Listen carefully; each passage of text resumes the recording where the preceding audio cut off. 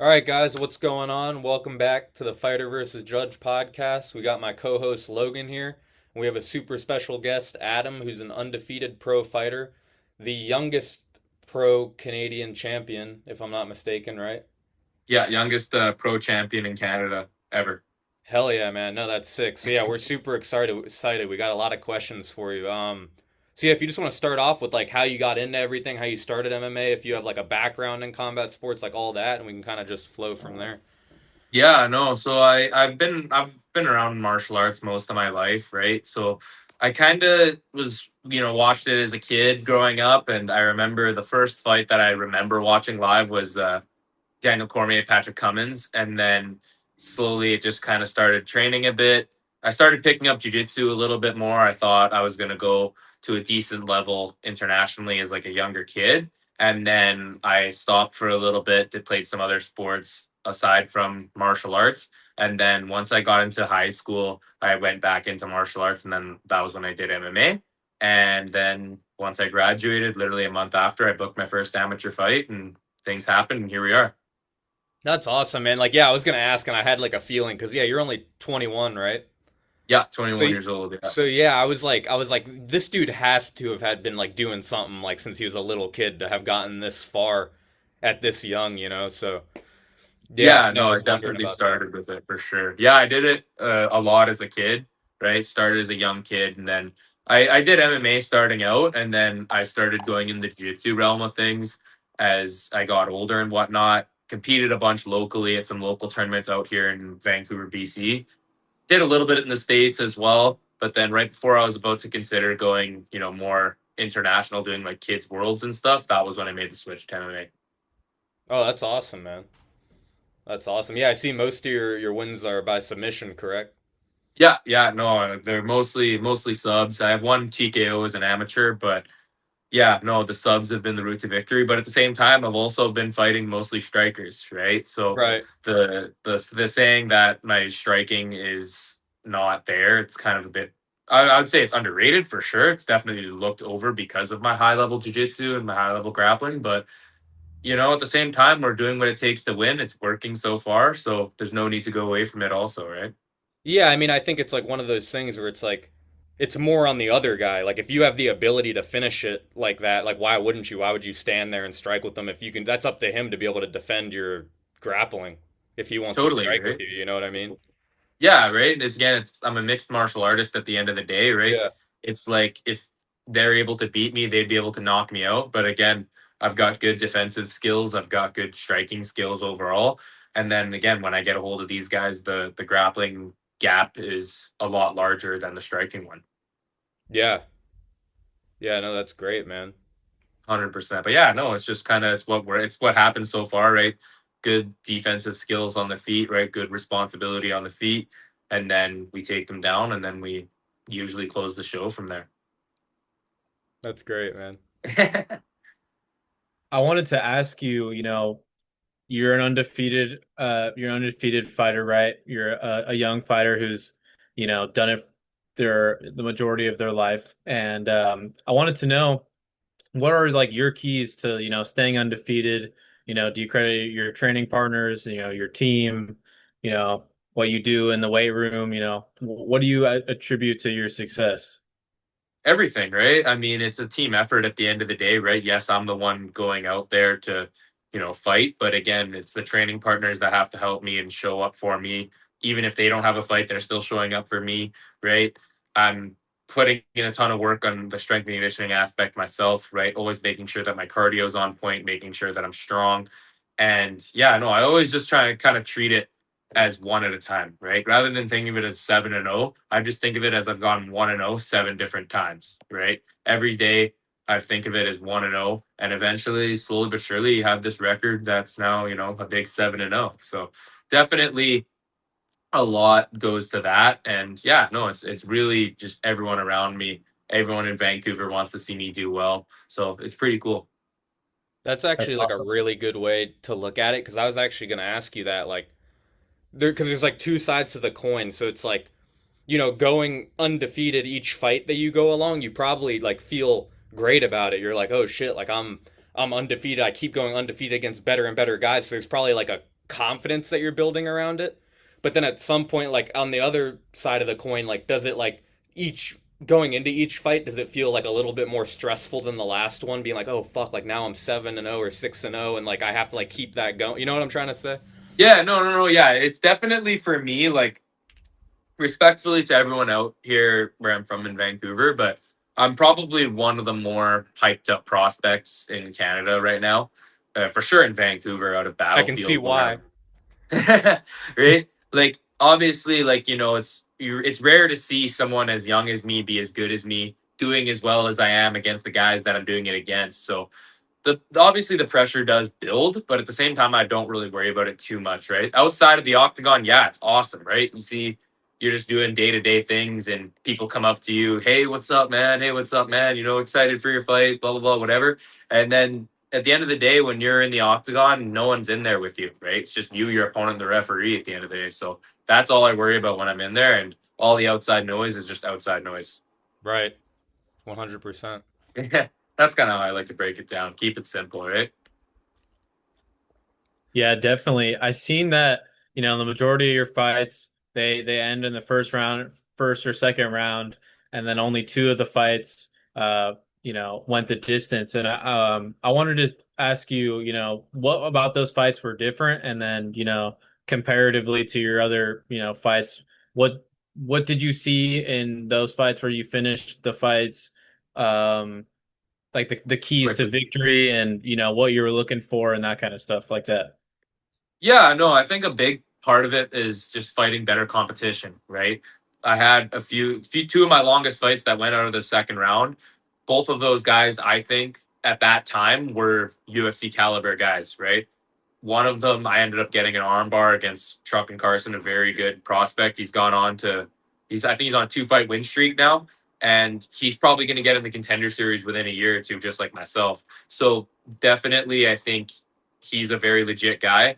And then the guy I fought after that to win actually this title was against Zach Powell. The first time I ever went to a decision, right? Again, he was on a 3 fight win streak, coming off a win against the guy who lost on the contender series. So definitely, if he beat me, he could have gone on as well. So I think those two were probably my toughest opponents. I've definitely grew a lot from them, right? So if I ever were to fight those guys again, I think the result would be different. I think you just see a lot more of the same from me, right? Back to quick finishes. But that's probably it, right? It's just a big growing point, right? I'm still only 21 years old. I'm learning on the job still, and I'm just getting better every time out. That's Yeah, great, that's man. awesome, man. Yeah. Yeah, thanks, guys. Yeah, Yeah, man. tell us a little bit more of like your kind of like road to the contender series.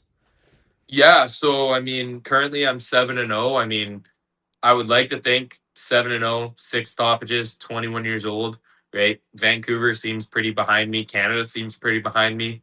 Hopefully soon the world will be behind me. Yeah. I mean, And, those numbers speak for themselves, though, at the end of the day. yeah, Like, no, we're trying to grow that. We're trying yeah. to grow the social media pages, right? Trying to just get my name out there at the end of the day. And that's kind of why I started doing it a bit more, was because I wanted to get my name out there to different audiences, different parts of the world. And I think it's so far it seems to be working, right? And as for the contender series, right, whether I get on this year or not, it's not going to be the biggest deal to me. Right? I'm not going to be heartbroken if I don't get on. But, if we don't get on, we'll just go back to Battlefield and just defend my title. If another promotion has an opportunity, I'll more than gladly take that. We'll just kind of have to see what happens. Yeah, man. No, that's great. And like Great. kind of going back to what you're saying about the social media thing and getting your name out there. I think that's like a huge thing in the fighting game that a lot of people kind of sleep on. You know what I mean? Like you could Absolutely. be an amazing fighter, you could be one of the best, but if you don't have some sort of like personality to go along with it or some sort of like Yeah. reach to go with it, then like that's kind of half the game in a way. You know? Yeah, absolutely it is, right? Why would you want to watch a guy? It's like, you listen to him talk, it's like looking at a wall or watching paint dry, right? Right. So, you can watch the best skilled fighter in the world. I've seen it all the time, right? I've been around this game for a long time, that I've seen guys that have all the skills to be high level UFC fighters. No one wants to watch them fight, right? Maybe they're just not entertaining. They don't speak super well. So it's unfortunate, right? But again, it's just the culture nowadays. So it's something that I think most fighters should be doing. Yeah, it's just how it is, like it or not. It's Yeah, just like how it is. right. So, Yeah. that's as for myself. I mean, I definitely tried to get into the space more. I still have a long way to go in it. I'm still learning on it, on the job with it, but it's kind of a fun journey in its own regard, right? It's another skill I get to learn. It's something that I can start, being bad at, and then I can start, being good at it soon, hopefully. Yeah, it is, and it's like even when it's like a cool thing because what I've like noticed since I started doing it too is like obviously I'm always thinking about MMA and stuff, but then like when I'm doing like the social media stuff, there's this other aspect of like constantly working towards MMA, even though it's like not in the gym at the moment, but it's like in a weird way, it's like mentally like things are like connecting in the gym Absolutely. just because I'm doing it. You know what I'm saying? Like it's kind of weird. Yeah, yeah, it goes hand in hand, right? Because Yeah, like all the videos that I make personally are martial art related, whether it's entertainment or technique or value or whatever it is. I always try and keep everything martial arts related, and it seems to be going well for myself, right? Obviously, long way to go, but I think definitely it's increased the height value on my next fight, right? That's something that I've noticed ever since actually this year, right? My first fight this year, definitely there's a lot more eyes on me than either fight I had in 2025 or previously. And I'm expecting the next time I go out there that it's just going to be, increasing every fight. for sure. I wanted to ask you about, your preparation going into your fights, what your camp looks like, the regiment, weight cut, all that kind of stuff, give us some insight to what an Adam fight camp looks like. Yeah, no, the fight camp on the most part, I mean, it's honestly nothing crazy, right? Usually I try and hit some sort of strength and conditioning workout 3 times a week during fight camp, right? Just making sure that the cardio is on point, making sure we're strong, making sure we're explosive, making sure we're mobile, we're not getting injured, because again, injuries in training camp suck. Taking time off sucks, and you just don't want to do that when you're preparing for a fight. As for the mats aspect of it, right? I'm always trying to get a good balance of getting my striking in, getting my wrestling in, getting my jiu-jitsu in, getting my sparring in. And then a couple of weeks out of my camp, sometimes I will go to Syndicate MMA out in Vegas, get some good coaching out there with John Wood and all those guys. Lots of great guys out there for me. And yeah, no, honestly, do that as well. Again, keep the SNC out there, get different looks at Syndicate, different coaches, different eyes on me. And overall, I mean, my camps have gone pretty well for myself. I felt good in the fights. So far it's working. It's so far so good, and we can't complain. That's Great, man. awesome. How's your experience out there at Syndicate? Give us some insight of like Yeah. what it feels like to train at such a high level gym like that. Yeah, no, Syndicate's awesome, right? There were so many good guys out there, right? There's like 10 to 15 guys that I'm like, Wow. neck and neck with, that I'm able to train with out there, right?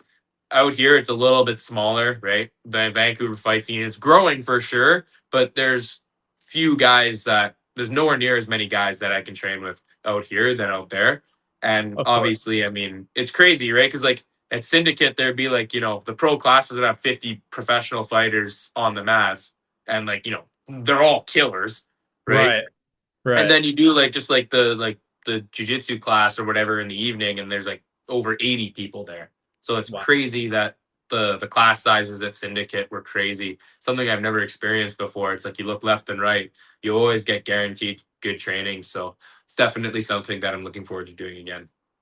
Yeah, That's that's awesome. awesome, man. I've been debating on moving to Vegas recently to train. I've been looking Yeah. into like Extreme Couture and stuff. Yeah, Extreme Couture is a good one too. Yeah, just because, and that's cool to hear that you've had a good experience. So yeah, I've definitely Yeah. been looking into that No, because Vegas definitely is like met a some good mecca. guys. I'm definitely hoping to get in the UFC PI next time as well.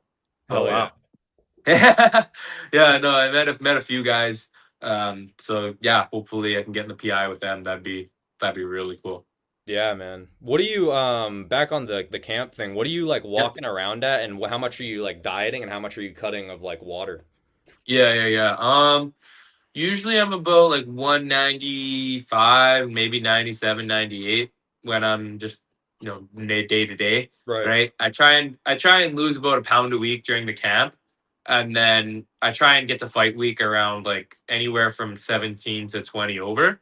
And then just like really cutting the calories down, really, loading up on the water, cutting the water. I'll try and get it to like maybe 10 to 12 pounds, like, day out from weigh-ins. And Mhm. then the rest I just sweat off. And mostly on the most part, it's gone pretty well. And you feel pretty good doing that? Not Yeah, too no, it feels depleted or pretty anything? good. I mean, so far the fight results have been going good, so I For can't sure. complain. Yeah, For sure, man. no, so absolutely no complaints in that regard. So again, same thing with that. I'm still learning ways to make it easier for myself and, learning on the fly this whole time. Yeah, man. And with the camp, like obviously there's a physical shift that happens obviously. But like is there Yeah. also like kind of like a mental shift during camp where you're kind of putting yourself in a different mindset? Yeah, no, it's a lot less like when I'm just training just day to day, right? We're just training to have a good time and add to the skill set, right? Whereas training for a fight, it's more so finding the skills that we have or even the Mhm. skills that we added and just making them more natural and just getting more quick with the trigger on it. And then we're also preparing for an opponent, so we have to understand what's the opponent good at, what am I good at, what are my routes to victory, what are his routes to victory, what's he vulnerable to, etc., etc. And definitely it's a lot more geared towards that specific opponent. And then of course watching tape and whatnot and going into that avenue of things. But overall, it's just a lot more specific and it's a lot more goal focused towards an opponent versus goal focused towards adding new skills. For sure. So that's kind of my main approach on it too. Yeah, man. And even like, yeah, like, I even training with Mike Malott as well at Niagara Top Team. That was a huge deal for me. Learned a lot from him, and he's kind of the same way I am, right? Always trying to find new ways to add to the game, being innovative and proactive. And then again, right, the fight comes around, get more natural at those skills, and the cycle repeats. Yeah, definitely. Speaking of, Mike Malott and like Syndicate MMA and that's obviously, the end of the rainbow for you, right? That's where you want to get to. And, what does that path look like for you? And like, do you have a certain avenue of, what gyms you want to like hop to and like, split time at to, get to where you want to be? Yeah, no, honestly, I think I just gotta just keep doing what I'm doing, right? Keep building the skill set. And then yeah, right. Eventually try and get, more time at Syndicate, more time out at Niagara Top Team with Malott. And those two gyms I definitely liked a lot, both in different reasons. And, even my training out here, I'm more than happy with the training out here. But again, it's just more so for those different, guys, the more guys as well. So definitely, I trust the guys around me that we got something good, and I put my technical results with my coaches and my team, and it shows in the fights. Definitely. Is Yeah, getting better every time. Is Mike Malott and these other Canadian fighters, are these people that you aspire to emulate their styles like, or take pieces of advice from, and kind of watch how they pave the way for people like yourself? Is that something that you Yeah, feel yourself doing? absolutely, right. Like I remember me and Mike were talking about it one time, and because Pierre Polyev went on Joe Rogan and talked about, how Malott's the next GSP. And then I made the joke with him that, in 5 years from now, that they'll be saying that Adam Posener is the next Mike Malott. And he kind of liked it and he found it pretty cool. So it's kind of cool, like the 170 evolution out of Canada, right? Obviously, GSP was the best Canadian welterweight ever. Or he's the best fighter ever, if you want to argue it. Right? Right. Rory McDonald That's was Logan's favorite fighter. Yeah. GSP. GSP. Yeah. Yeah. I mean, Yeah. that's a great favorite fighter to have. So Yeah. yeah, no, like GSP was awesome. Rory was a multiple time title contender, top five for God knows how long, right? Mike Malott, ranked UFC fighter, and then hopefully next up it's Adam Posner. Yes, sir. but Yeah. Um, That's awesome. so when did well, I guess two things. So I want to ask, what's the biggest difference that you've noticed, whether it's in the cage or preparation or just like the overall difference between amateur and pro? And then at what point in your amateur career were you kind of like, all right, I'm ready to make that jump to pro? yeah. So I mean, obviously, the camp. I'm learning on the job. I've learned this whole time, right? I didn't have much. I had a basic idea of what I was doing, as an amateur, right? I mean, I'm not going to say what I did was, bad or useless because, again, the amateur results were still very good. Right. But for me, it was more so, just again, trying to learn new training methods, become more innovative with myself, and always look for ways to improve, look for ways to get better as a fighter, mentally, physically, whatever it is, right? But then, yeah, like when I got my first ever amateur title, I got it in my fourth fight. That was when I kind of told myself that, like, okay, it's time to go pro. But that was 18. I was 18 years old at that time, so I couldn't even fight in BC till I was 19. So when I came to Battlefield, the main promotion out here in Vancouver, BC, was they wanted me to have an amateur fight before I turned pro. So that was the only way that I could really fight there. So I ended up doing an extra amateur, got a belt out of it. So that was pretty cool. And, so far it's going pretty well. Great, man. Yeah, Mhm. it looks like it's going well for you. You know, do you when you go into a fight and then you get to yourself, going the distance and, getting to those later rounds, do you ever, a lot of fighters like talk about this, and we just talked about GSP a little bit. There's a very famous clip I like of his. He's on JRA and he was like, "Do you not like backstage? I was always scared. Like, and it's okay Yeah, to be scared. You know what I mean? And absolutely. it's because you care and like you have courage and you go do it even when you are scared. Like that's like the hallmark of a man or like a warrior and stuff like that. Is that something that you find yourself, feeling when you go out to fights? Like, do you ever like question yourself or, go out there and you're like, wow, this, the competition I'm facing is like, high stakes, like, and, with the pressure of, being undefeated and stuff like that and having UFC hopes, is that something you ever feel yourself, doubting like the mental side of stuff or? Yeah, no, I mean, there's always going to be doubts, right? You're going to have your moments where you're very confident. There's going to be moments where you're very doubtful. Either way, like I've always told myself that this is something that I'm meant to do, right? Since I was 11 years old, I've wanted to be in the UFC. That was when I, got back. That was when I went on my break, and then I came back to fighting, and I knew that this was something I wanted to do. I needed to go all in on this, and it went pretty well. But yeah, no, right? Doubts are always going to be a thing, right? Extreme confidence is going to be a thing. For me, it's just about a balance of the two, right? It's always about, you're meant to be here with these guys. And, especially after my title winning effort when I first won the title, that's when I knew like, okay, I'm with the top guys now and I belong with these guys now. So, just again, just slowly, learning on the fly, learning on the job, and just get more comfortable out there every time out.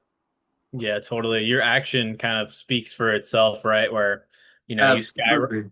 you skyrocketed to these, these heights. You're saying your fourth amateur fight, you're holding a belt, and some, parts of, the States at least, and I don't know what it's like up in Canada too much, but Yeah. in the States that some, weight classes, you got to have a lot of fights to even like sniff a title, you know what I mean? And Yeah.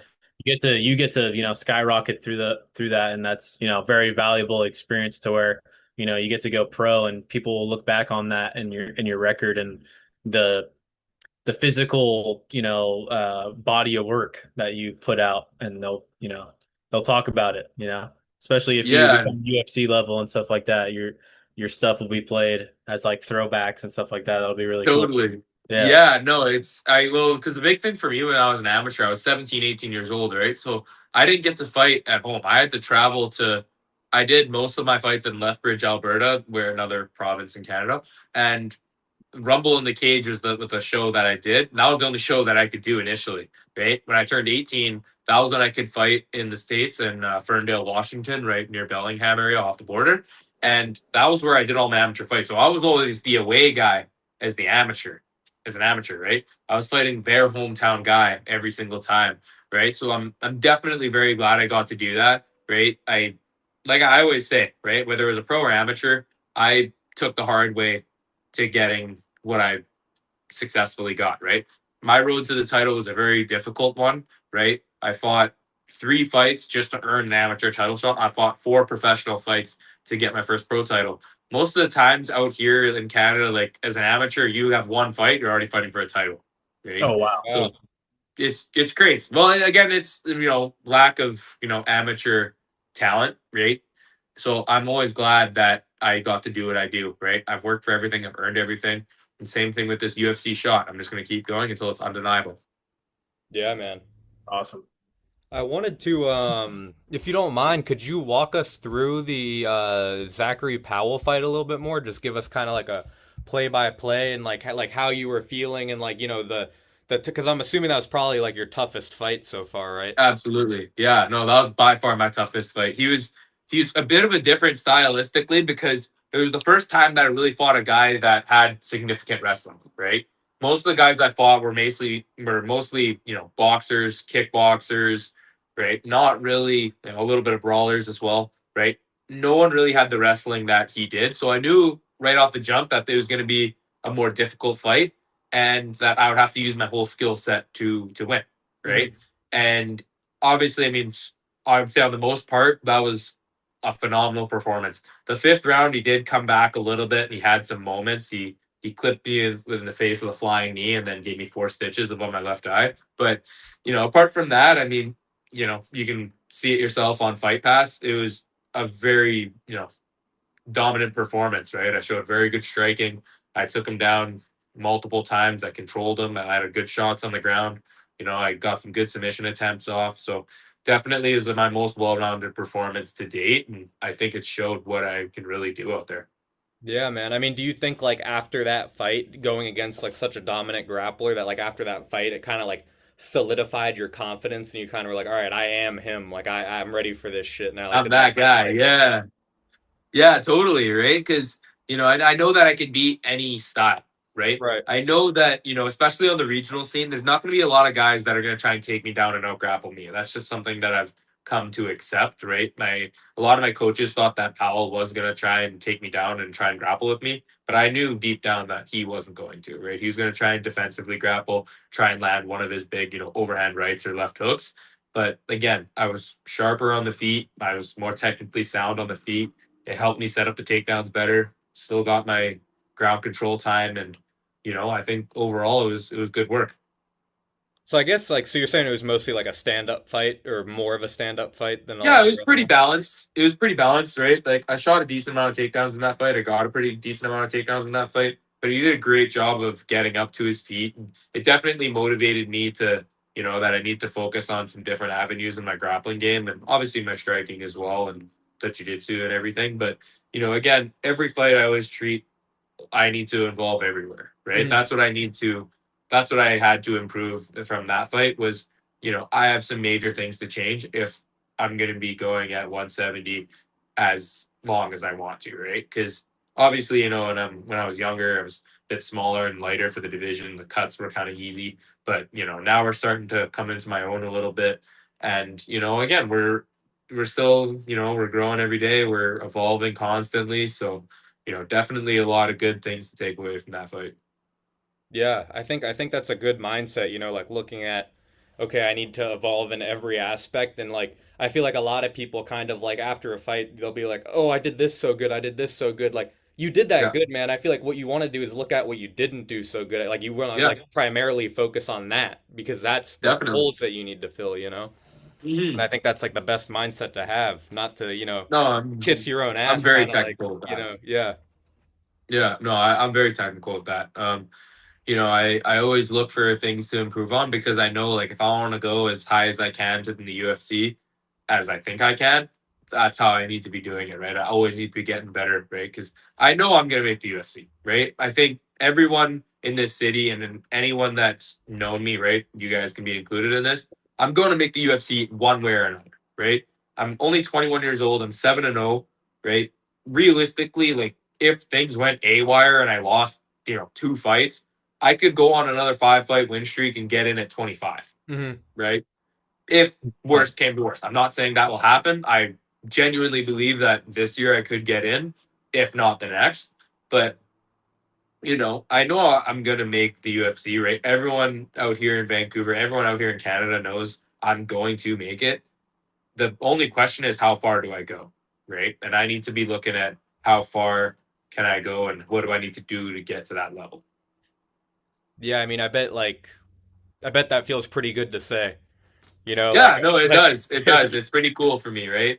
Like again, I'm by far one of the most hyped up prospects, right?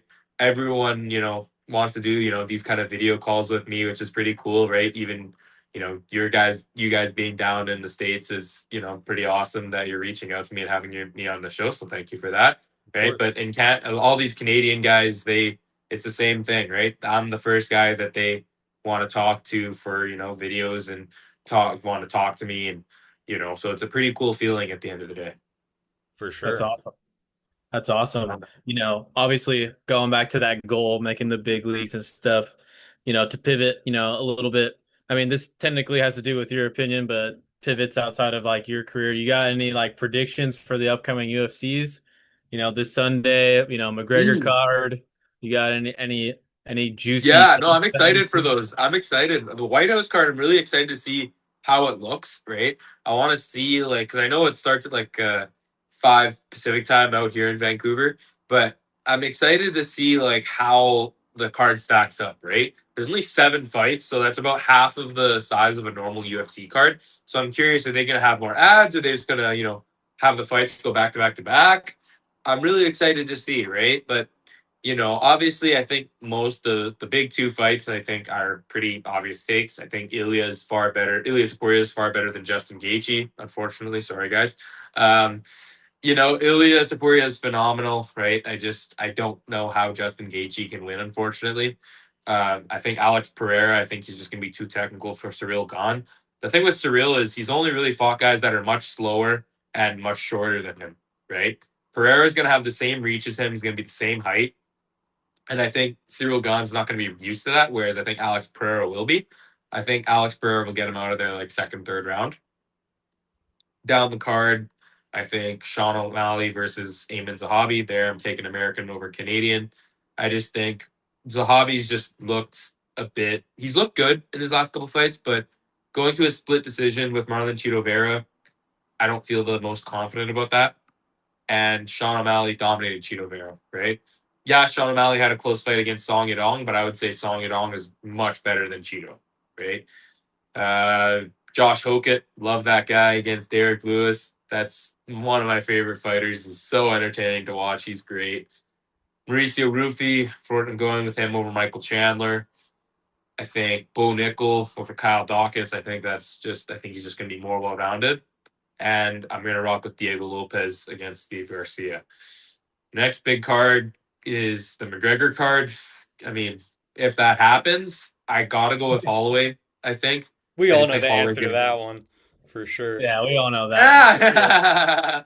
Yeah, no, I think, yeah, Holloway, I think definitely round 2, he'll get him out of there, if it even happens in the first place, right? I don't know the rest of the card. I think BSD's fighting Patty. Hmm. Yeah, I definitely think you got to go BSD just For sure. yeah, because, right? Right. It's just because, like, Patty, I think his way up to the top, I think he got the right matchups at the right time, right?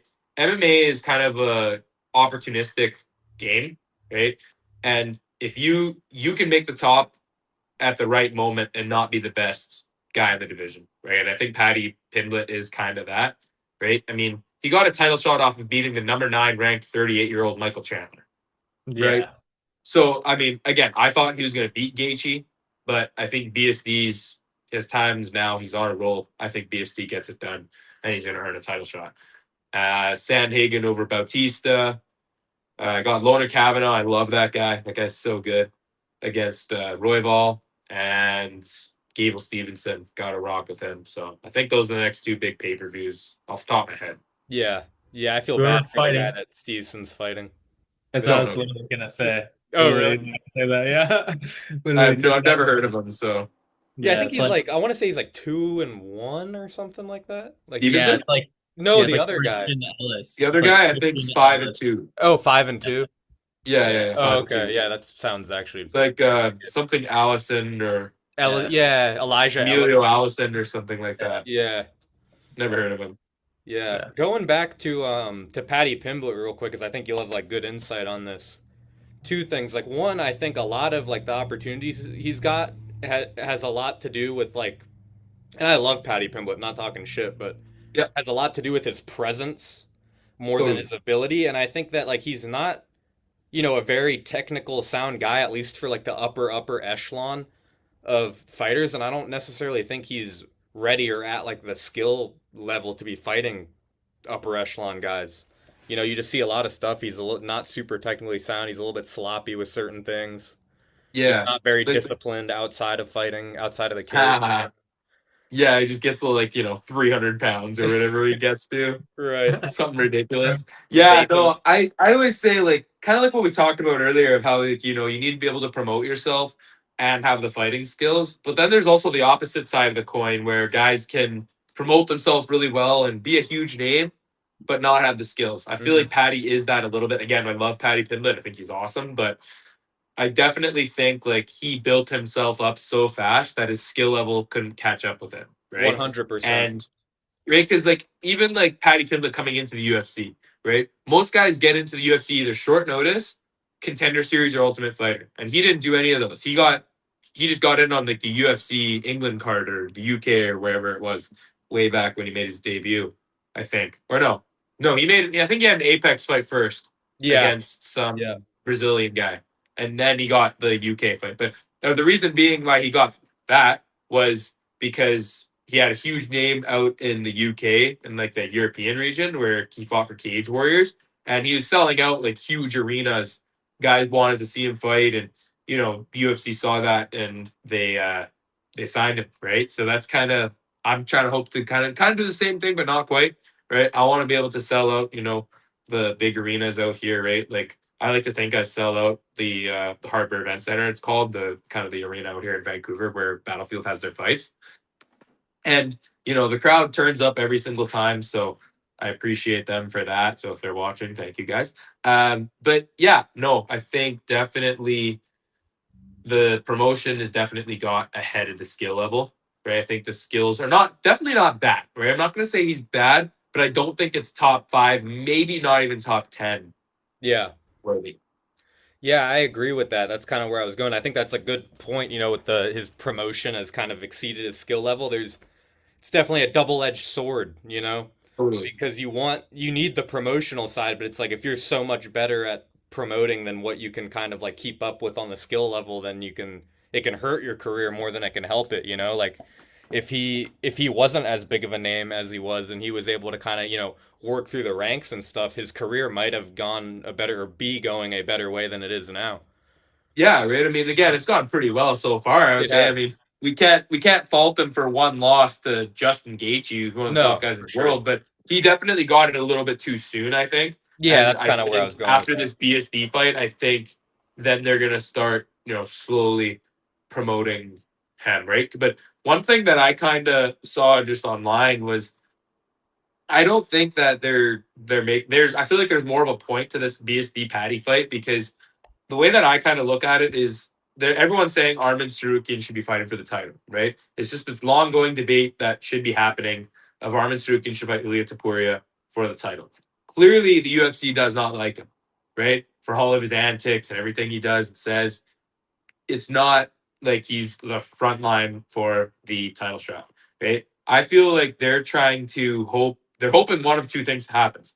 They either want Patty to win and hope that Patty's superstardom and his rival with Ilya goes over on top of Armin, or they're gonna let BSD, who beats after he beats Patty, would be I believe on a 5-fight win streak, and that would be quietly the same win streak that Armin Sarukian has. So you say 5-fight win streak versus a lot more activity, and I think their finishes is comparable, but a lot more activity. You got to favor the guy that's been being active. Armin hasn't been active in the last while, right? And fair enough, right? He's gone on to be a big time streamer and YouTuber and whatnot, and everything he's doing at RAF. I think it's awesome, but you can't be a world title contender doing that. For sure.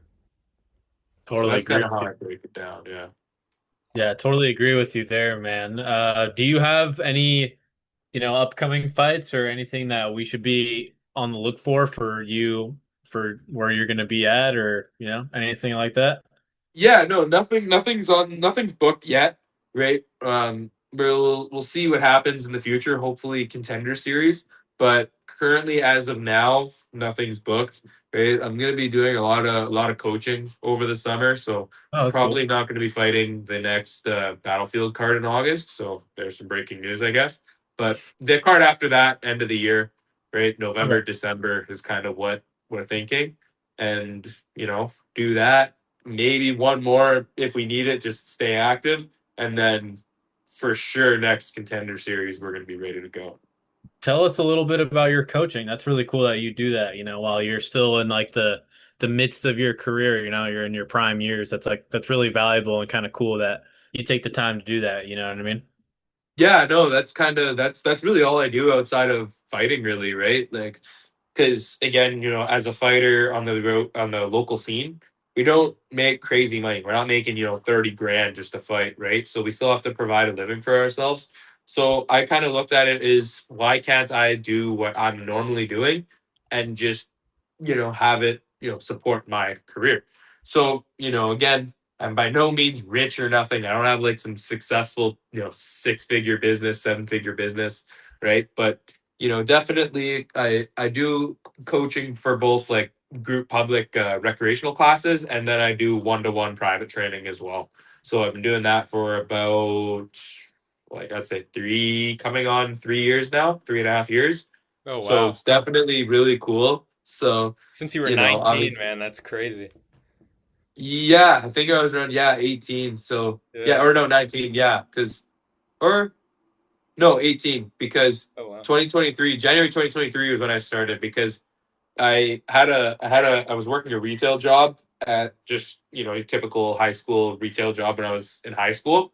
And then I had that for a little while in 2022 when I had my first two amateur fights. And then I went to travel for that second amateur fight. And I told everybody that I was going to be fighting this date and going to be gone these days to these days. And they were booking me shifts during the time I was gone. And before this, they didn't book me for like, 5 weeks in a row. So I'm like, I have no money. So I'm like, got to go do this amateur fight to chase this dream. So definitely, then I got laid off for that for some really dumb, weird reason. But it's the way it goes at the end of the day, right? It's kind of what you expect with jobs like that. And then I'm like, well, I need to make money, so why not just do some coaching, right? I didn't really want to apply anywhere else because I'm like, not good at much else. So fighting's all I do. So now it's cool. I get to display my martial arts with other people in the world. That's really sick, man. Yeah, thanks, man. Awesome. Yeah.